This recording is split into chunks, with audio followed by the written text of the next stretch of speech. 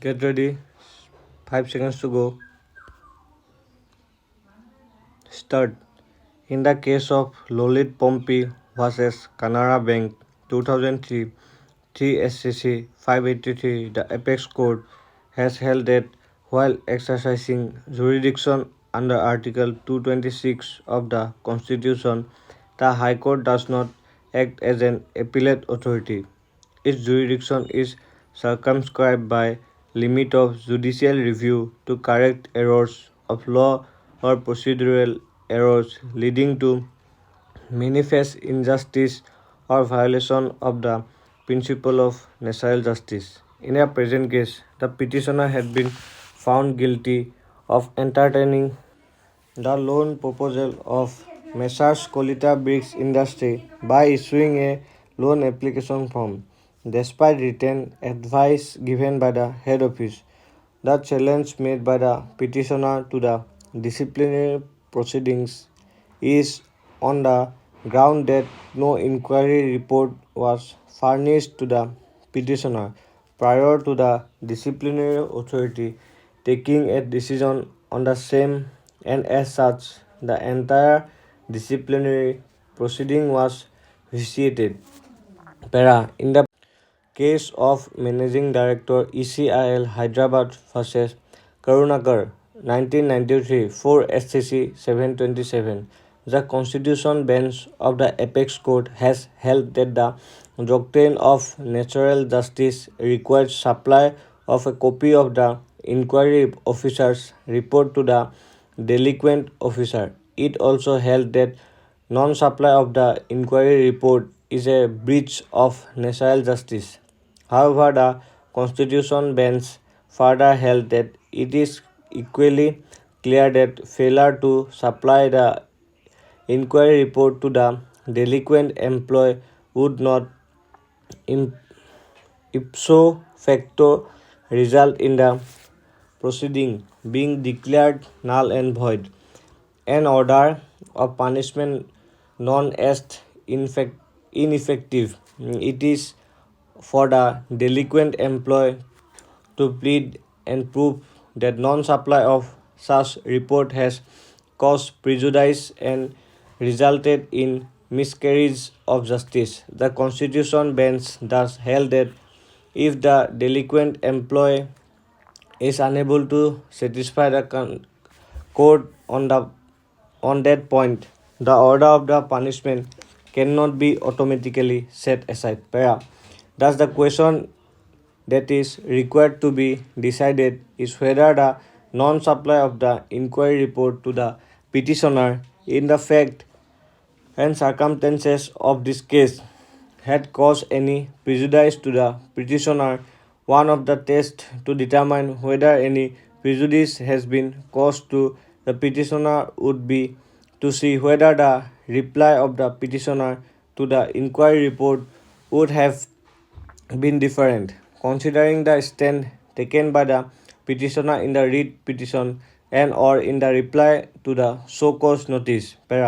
In the present case, the petitioner has not denied the fact that the head office had given him an advice, white letter dated 17/1/2013, not to entertain the loan proposal of Messrs. Kolita Brick Industry, and despite the said fact being known to him, the petitioner had given a loan application form to the said Messrs. Kolita Bricks Industry. This is clear from the reply submitted by the petitioner to the show cause notice, the letter dated 3/3/2016, and the stand taken by the petitioner in this writ petition. All the other charges with respect of Messrs. Diadisa Associates have not been proved by the inquiry officer. As such, even if an inquiry report had been submitted to the petitioner, there would be no have been any difference in the stand taken by the petitioner.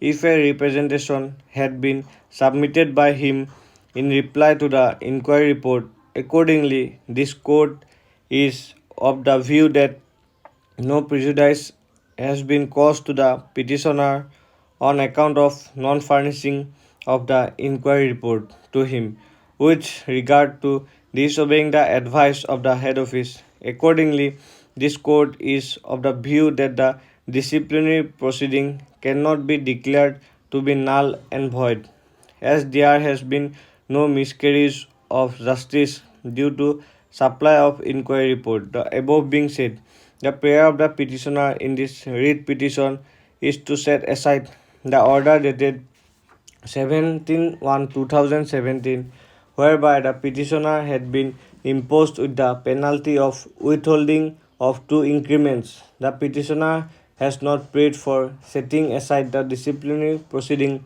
or the finding of the inquiry report. In the case of Bharat Amaralta Kathari vs.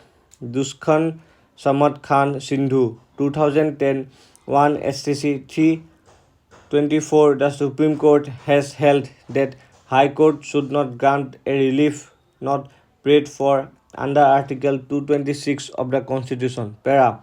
With regard to the petitioner prayer for promoting him to be the post of manager will effect from 3/6/2017, that is, the date his junior was promoted to the post of manager. This court is of the view that the said prayer cannot be granted, as the petitioner has been imposed with permanent stoppage of increment by office order dated 23/5/2016, which was modified by the Appellate Authority by Office Order dated 17/1/2017 to stoppage of two increments which were due on 1/7/2016 and 1/7/2017, the import of which would mean the petitioner could not have been considered for promotion and the petitioner was still undergoing the penalty punishment when the respondent number 5 was promoted to the post of manager. In the view of the reason stated above, the writ petition stands dismissed. Stop. Thank you.